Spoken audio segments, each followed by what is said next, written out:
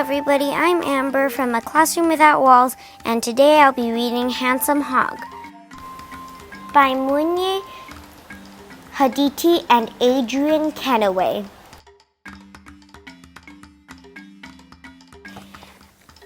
On the great grassy African plain, Handsome Hog had a beautiful smooth coat and an extremely elegant tail. This is the story of how Handsome Hog lost his looks and became known as Warthog to the other animals. On the grassy African plain where the candlestick cactus grew, lived Handsome Hog.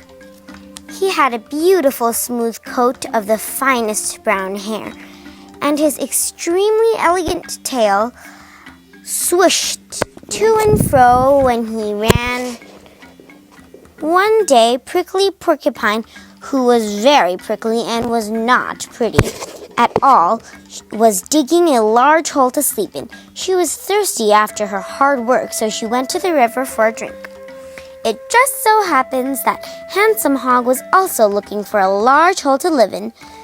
He didn't want to dig one himself because his beautiful tusks would get muddy.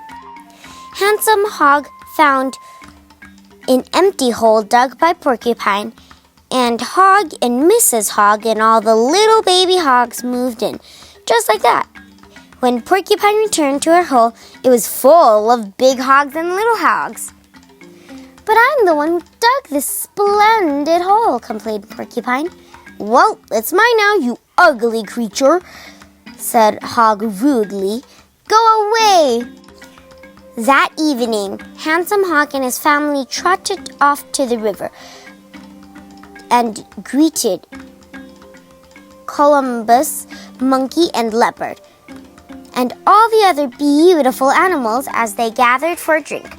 But they didn't talk to the funny-looking animals, and they especially didn't talk to Porcupine. Porcupine was tired. She had spent all afternoon in the hot sun trying to find another hole. When she saw the hogs at the river, she waddled down the tunnel into their hole, curled up in the dark, and went to sleep. Handsome Hog trotted back and forth by the water's edge, imagining what the other animals were saying. "There goes Handsome Hog. What fine-looking fur! What an elegant tail!" Lion arrived to take a drink. His huge mane was fluffed up by the wind. "Such untidy hair," murmured Hog, admiring his own smooth head. Lion growled and walked off. After Lion came Wild Dog, his coat all sludgy and muddy. "Such ugly clothes," murmured Hog, admiring his own fine coat. Wild Dog snarled and left. And even the beautiful cheetah came down to drink. Hog stared at the dark black marks under her eyes and murmured, "Miserable-faced. People should stay at home." Cheetah hissed and quickly walked away. Handsome Hog was smiling happily at his own reflection when Lion was looking cross. Wild Dog was.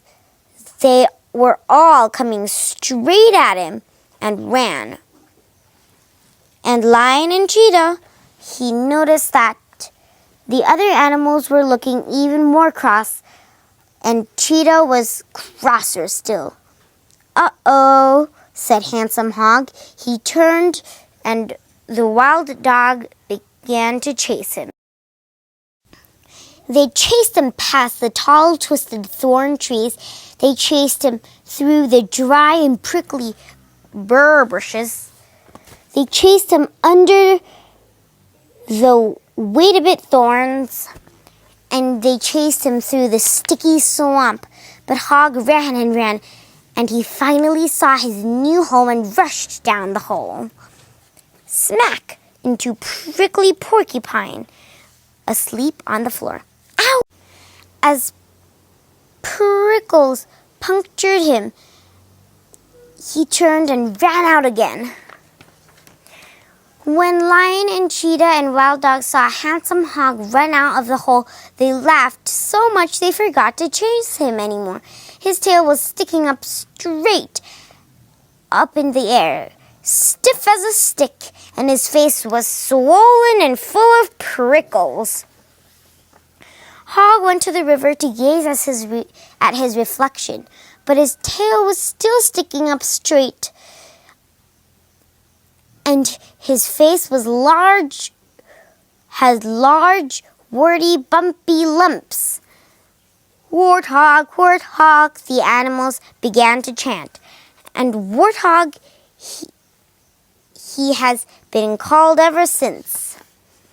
And nowadays, Warthog is careful to choose an empty hole to live in, and once he's made a fine wide tunnel, he always go into it slowly and carefully, backwards.